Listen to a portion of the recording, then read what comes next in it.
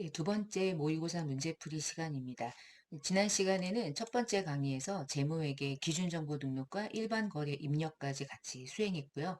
이번 시간에는 해당되는 데이터를 활용해서 결산과 장부 조회를 하고 다른 데이터로 다시 회사 변경해서 원가 회계 계산 문제 20점짜리 같이 두 번째 시간에 같이 해보겠습니다. 자, 그러면 지난 시간에 문제 풀었던 거를 이어서요. 자, 결산 문제를 한번 볼게요. 자, 1번부터 7번까지의 문제 중에서 먼저 스캔해 보세요. 자동으로 전표를 생성할 수 있는 문제는 거의 대부분 맨 마지막에 5, 6, 7일 거고요. 1, 2, 3, 4는 대부분 수동으로 결산을 하는 문제일 거예요. 자, 1번. 소모품 중에 미사용한 게 35만 원이래요. 그럼 35만 원은 소모품이라는 자산이란 얘기죠. 그러면 소모품이 기중에 어떤 형태로 회계 처리가 됐느냐에 따라서 결산 수정 분계가 달라지고요. 자, 해당하는 문제는 반드시 시산표를 띄워서 소모품으로 한번 조회를 해보세요. 소모품 B로 4,400만 원대가 잡혀 있네요. 그러면 전부 다 비용으로 처리한 거죠. 근데 이 중에 미사용이 35만 원이라는 얘기는 전액이 소모품 B라는 비용 처리는 비용에서 제해야 된다는 금액을 여러분에게 제시해 준 것 같아요. 자, 우리가 해야 될 분계는 4,400만 원 중에 적어도 35만 원은 비용이 아니란 얘기죠. 자산이라는 얘기겠죠. 그 35만 원을 차변에 자산인데 사용하지 아니한 자산, 미사용 자산인 소모품으로 대체를 시켜주면 되겠고요. 해당 문제는 반드시 수동으로 분계를 해주셔야 되겠어요. 자, 일반 전표를 12월 31일자로 띄우시고요. 소모품으로 35만 원 대변의 소모품 B로 35만 원을 처리해 주시면 되는 문제였습니다. 자, 두 번째 문제. 화재보험료 중에 미경갑은 월화 계산해서 인식하래요. 그러면 화재보험료가 이미 나갔는데 경과되지 않은 게 그 안에 있으니 걔를 성급비용이라는 자산으로 대체하세요 라고 하는 그 긴 문장을 짧게 미경갑은 계산이라고 준 것 같아요. 자, 시산표를 다시 한번 띄워서 보험료 한번 갖다 놔볼까요? 자, 보험료 갖다 놓고 더블 클릭도 한번 해볼까요? 더블 클릭.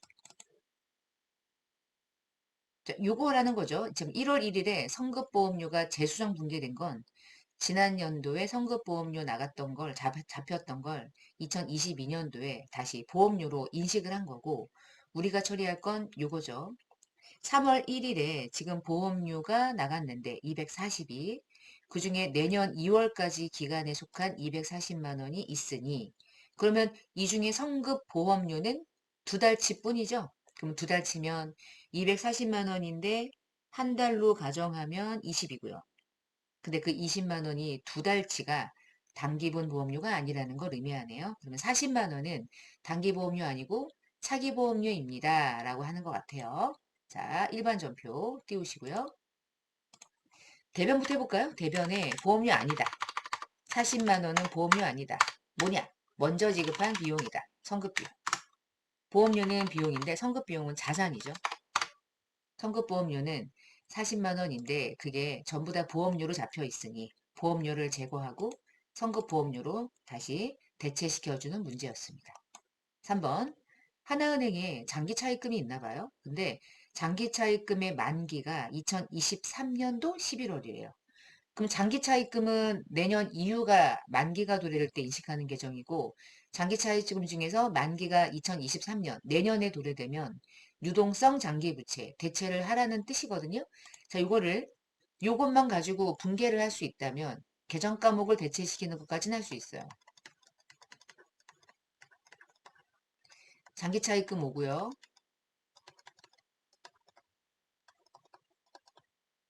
유동성 장기부채로 대체합니다. 근데 금액이 얼마인지 모르니까 하나은행의 장기차입금이 얼마가 걸려 있는지를 우리가 확인을 해야 되겠어요. 거래처 원장이 좋을 것 같아요. 자, 거래처 원장에서 그냥 엔터 전체를 띄우시고요. 이미 지금 장기차입금으로 걸려 있다는 뜻이죠. 하나은행이요.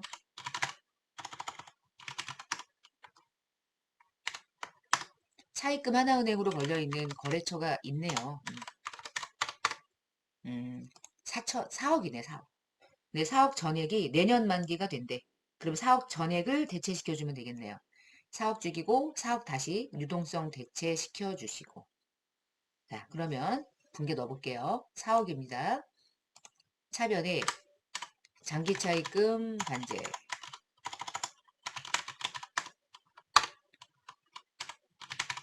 하나은행인데 차입금 하나은행으로 4억을 반제하고 대변에 유동성 장기부채로 코드를 그냥 보고 이렇게 입력할까요? 이렇게 대체시키는 거예요. 장기차입금을 내년 만기 도래되는 유동 대체를 시킨 문제. 자, 네 번째. 기말 현재 장기 투자 목적으로 보유하고 있는 주식의 공정가치가 1,500이래요. 그러면 이 유가증권의 이름은 적어도 계정 과목이 주식이고요. 단기 손익이 아니면 기타 포괄 계정이겠죠. 자, 그러면 기타 포괄 계정이 공정가치가 1,500으로 평가를 해야 되는데 전년도에 어떻게 평가됐느냐에 따라 또 기말에 우선 상계를 해야 될 걸 고려할까 말까가 다 조정이 돼야 되니까 만만한 시산표를 띄워서 조회를 눌러 놓고요. 이렇게 올려놓고 요거 좀 올리죠. 자, 일단 기타 포괄 손익이 있는지 봅시다. 여기 있네요. 지금 기타 포괄 손익으로 1,300이 잡혀 있어요.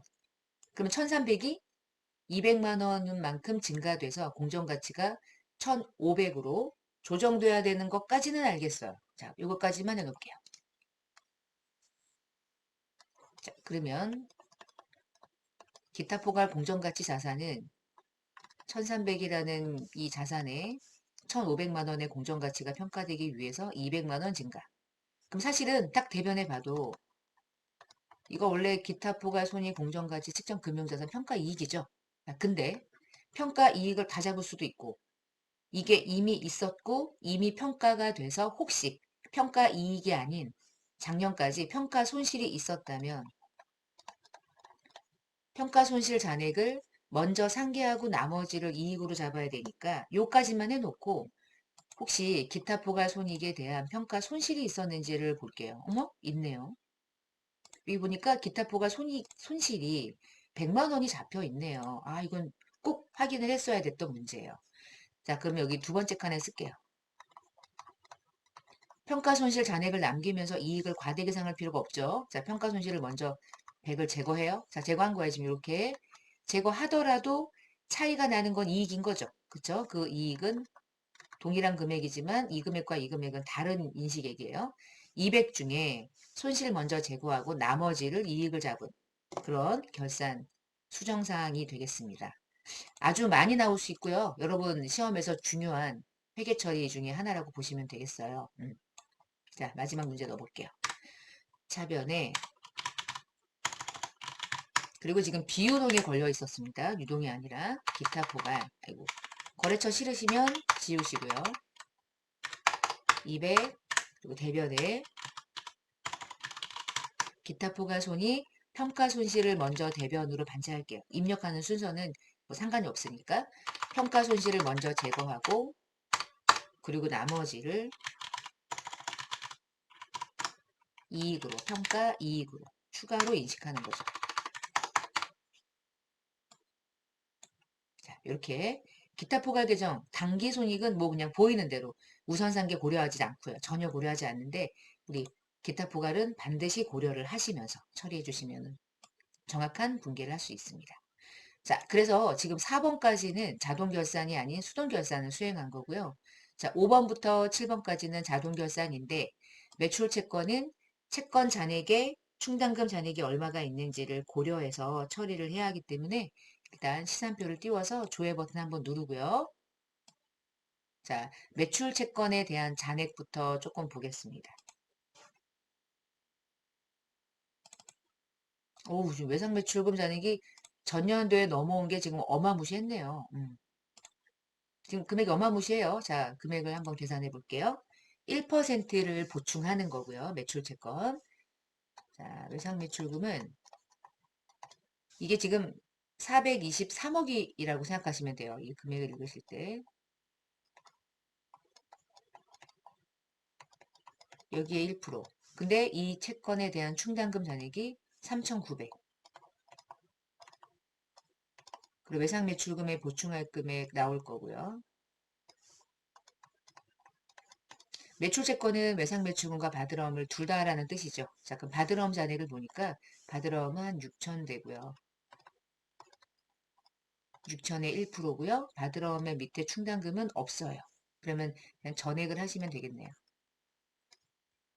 그럼 얘야 뭐 그냥 60 이렇게 처리를 하시면 되겠고, 그 다음에 외상 매출금에 대한 금액은 4천, 4억, 그러니까 금액이 좀 어마무시한데요. 금액 계산을 좀 해볼까요? 423762600 에다가 1%에서 3,900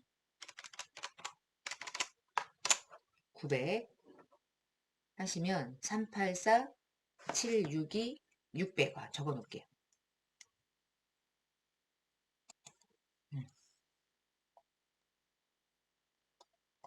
384 762 600원. 지금 이렇게 외상매출금하고 바드럼에 대한 잔액이 앞에서 뭔가 일반 전표나 메인 매출 전표에서 외상매출금 바드럼으로 회계 처리하는 것들이 있었기 때문에 그 회계 처리가 뭔가 틀렸었다면 그 이후에 관련된 요 결산 문제까지도 조금 실수가 일어날 수 있으니까 이런 부분들이 좀 조심스러운 거예요. 자, 여기까지 해결했고요. 좀 이따 같이 입력할게요. 두 번째, 비유동 자산에 대한 감가상각은 전체 메뉴에서 원가 경비별 감가상각 명세서를 누르시고요. 유형자산 전체 총괄 버튼을 눌러서 각각의 이 자산마다 이번 연도 상각비가 이미 다 계산이 되어 있기 때문에 보고 적어 놓으시면 됩니다. 자, 일단 건물, 감가상각비 여기 있는 걸 보고 쓰시는 거야. 이렇게 세 개를. 그래서 건물은 5천, 그다음에 기계장치 4,800, 그다음에 차량 운반구 8천 이렇게 처리를 해주시고요. 음, 좀 이제 제 개인적인 사견을 조금 넣으면 이게 지금 상기업이죠. 상기업은 기계장치가 사실은 있을 리가 없어요. 근데 뭐 이렇게 나왔으니까 여러분이 결산에 반영은 하는데 사실상 조금 우리 문제하고는 조금 차이가 좀 있긴 합니다. 그리고 무형자산 총괄 버튼을 사용해서 없어요. 그러니까 무형자산은 없고 유형자산만 세 가지 자산에 대해서 결산 수행해 주시고요. 일곱 번째, 기말상품 마감하래요. 선입으로. 자, 마감하러 갈게요. 물류관리 들어가시고요. 자, 물류관리에 재고자산 수불부 엔터 엔터 엔터 엔터. 자, 동시에 한꺼번에 마감하겠습니다. 일괄 마감 확인. 그 다음에 물류관리에서 재고자산 명세서 12월 엔터 엔터 엔터 끝까지. 그리고 얼마인지 볼게요. 상품의 전체 금액 7,325만 원. 7,325만 원 적어놓고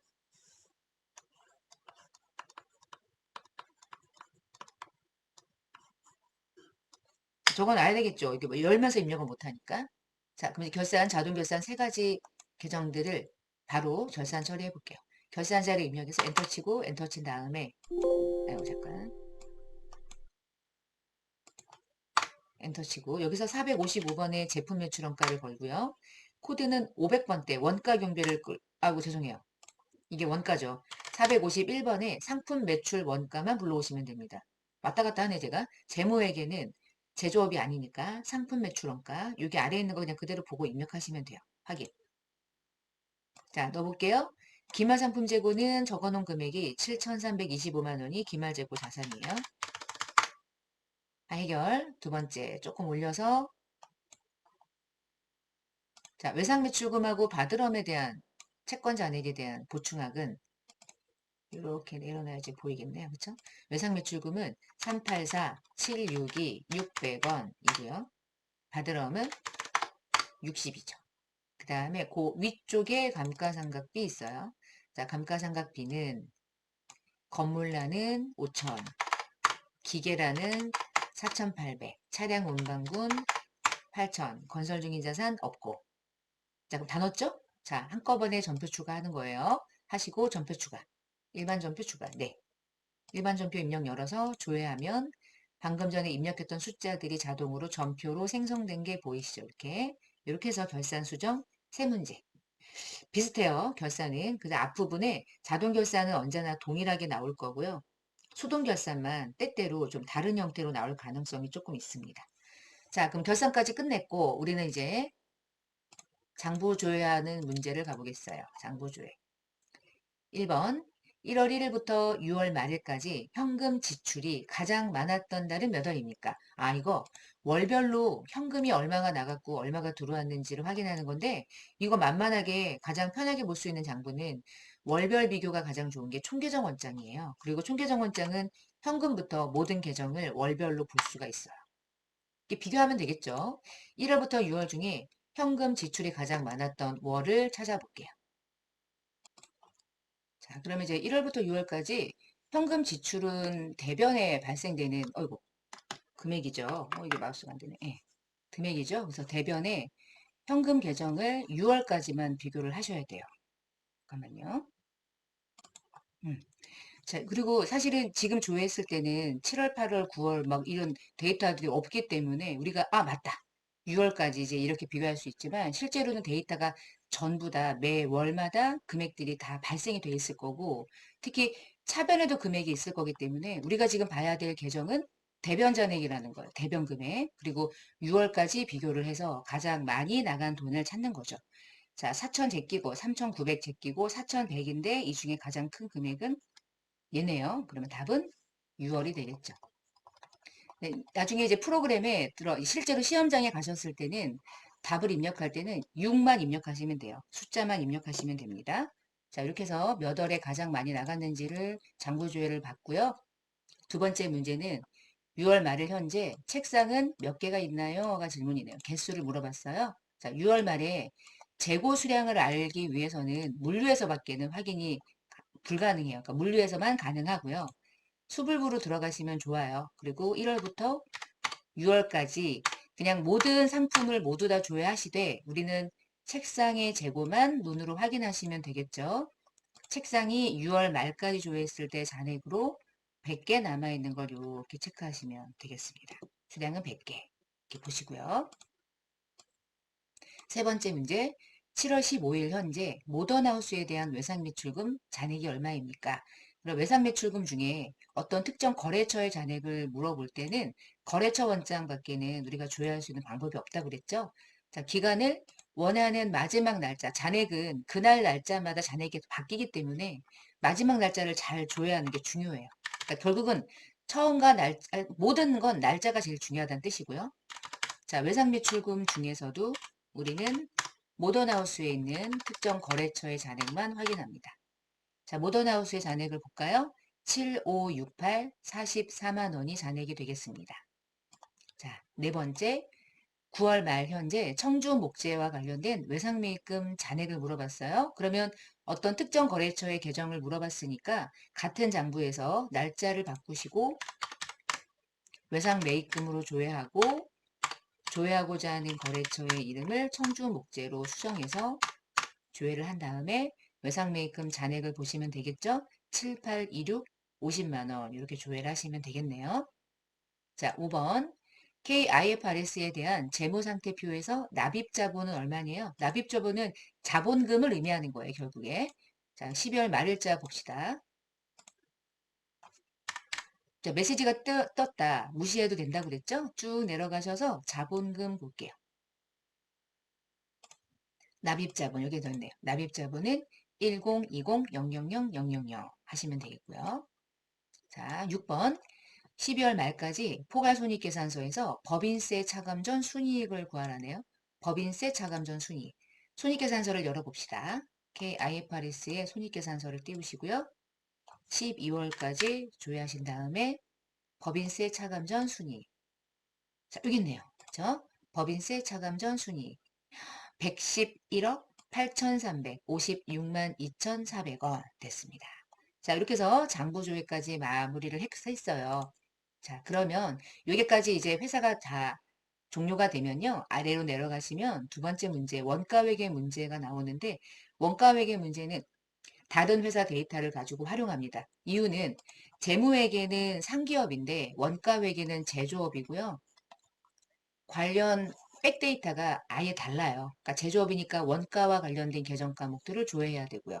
재무회계는 상거래와 관련된 상기업의 정보를 마감해야 되기 때문에 관련 데이터가 아예 달라서 회사를 다시 원하는 회사로 변경을 하시고 문제를 푸시면 되겠습니다.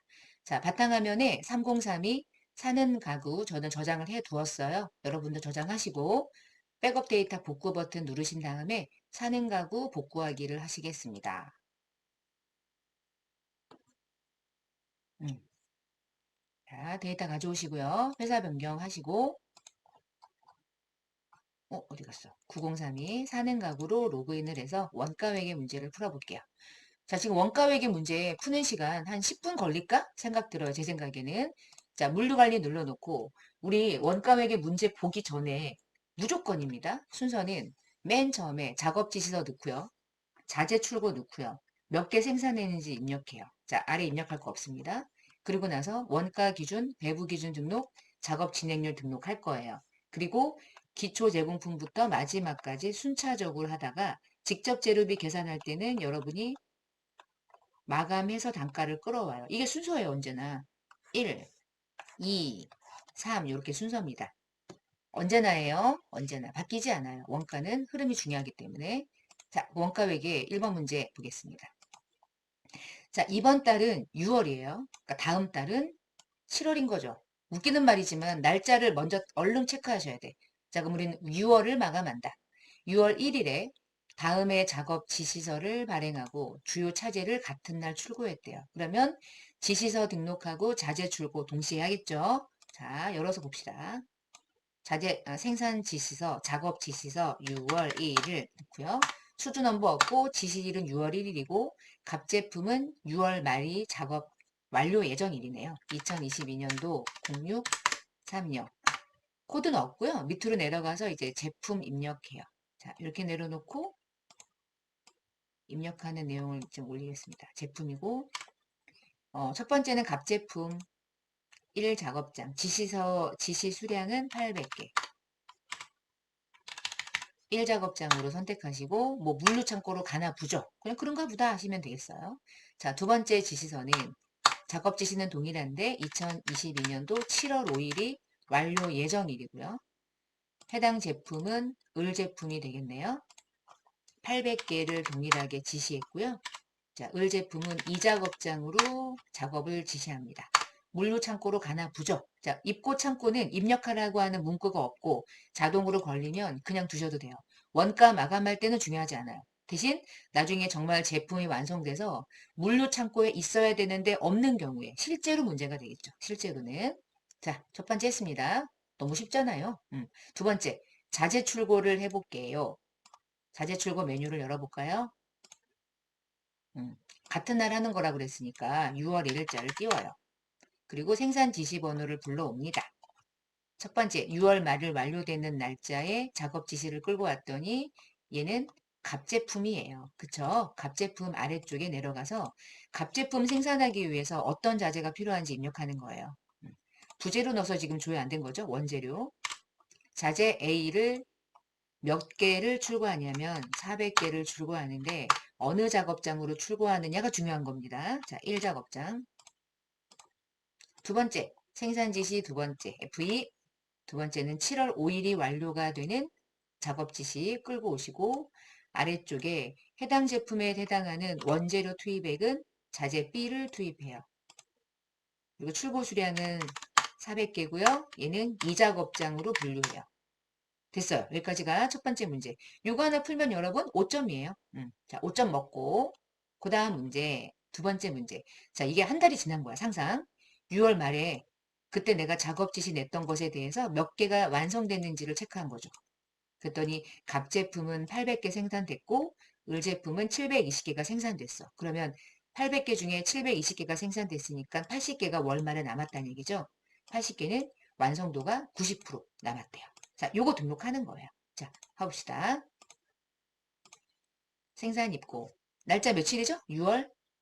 보세요. 6월 30일에 지금 생산 자료 등록하는 거죠. 6월 30. 생산 지시 번호 F2. 첫 번째, 6월 말 완료가 예정이었던 생산. 갑제품이었는데, 갑제품은 800개를 전량 완성했네요. 여기서 단가, 금액 알 수 없다고 그랬죠, 지금은. 여기서 몇 시간 투입됐는지 반드시 입력해야 돼요. 400시간. 1작업장은 끌고 왔습니다. 자, 두 번째. 7월 5일이 완료가 되는 을 제품에 대한 생산량이 몇 개냐면 720개. 단가 모르고 금액 모르는데 투입 시간은 400시간이었어요. 80개가 미완성이고 80개가 90%가 완성됐다고 하는 이 부분은 뒤에 따로 입력하는 거죠. 자, 그래서 뉴 S 플러스 우리가 하고 있는 완성도 요 진행률은 뒤에서 원가 기준 정보에서 처리해요. 지금은 안 하는 거예요. 잠깐 패스. 자, 그럼 6번 문제. 6번은 원가 기준 정보를 등록합니다. 이 말이 없어도 여기 가는 거죠, 이제. 배부 기준 등록 버튼 누르시고요. 6월 달을 조회할 건데 자료가 안 뜨는 이유는 당월 데이터를 불러오지 않아서 그래요. 당월 데이터 생성. 자, 끌고 왔어요. 자, 끌고 오면 여기다가 아이고 이렇게 올려놓고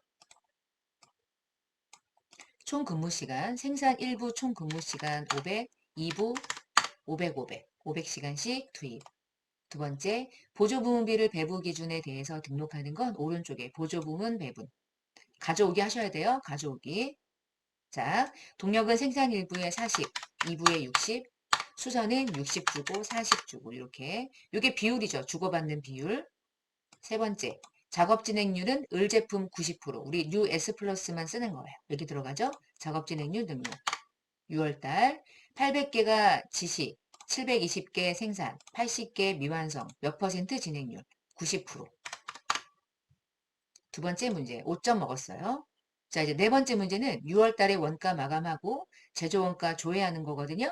이거 볼 필요 없죠? 갖다가 넣으시면 되고요. 좀 이따가 제조 분비를 배분할 때는 작업 시간을 기준으로 배분하는 거, 그것만 좀 지켜주시면 되겠습니다. 자, 그러면 올려서 이제 6월 달 원가 마감을 해볼게요. 첫 번째, 기초제공품 계산을 열어서 6월 달 조회하면 없어요. 네, 그럼 무시하시면 되고요.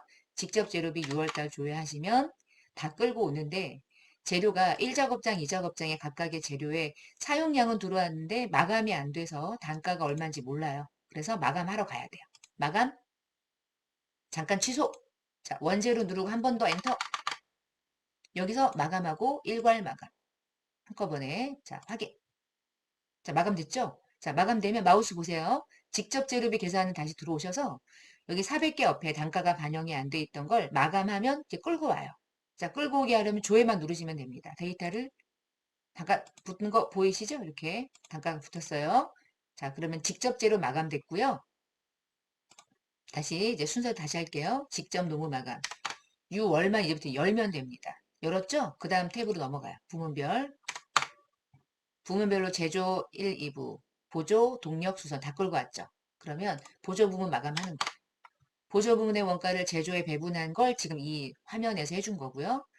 제조 부문의 원가를 제품으로 배분할 건데 여기서 작업 시간을 기준으로 배분하래요. 여기 지금 투입 시간으로 돼 있죠? 투입 시간이 현재 결국은 작업 시간이 되겠죠? 특별히 투입 시간과 작업 시간이 다른 용어가 아니었네요, 결국에. 자, 넘기고 배부됐는지 확인. 여러분 다 했어요, 벌써. 너무 아쉽다. 이제 마지막 완성품의 원가 조회. 결산 마감하는 방법은 평균법 선택. 자, 띄웠습니다.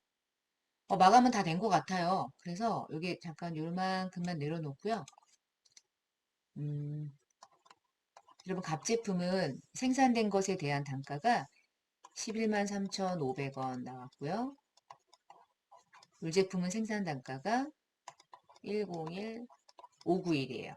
그리고 720개에 대한 원가고요. 얘는 7554545가 기말 제공품이 되는 거지요. 자, 단가를 우리 여기다가 한번 반영 좀 해볼게요.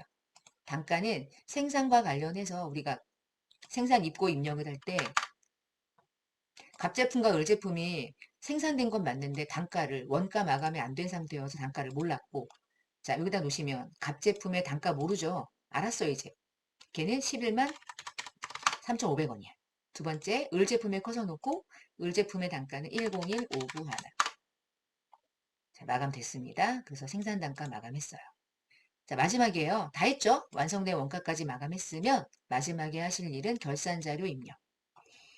6월만 조회하셔도 됩니다. 6월.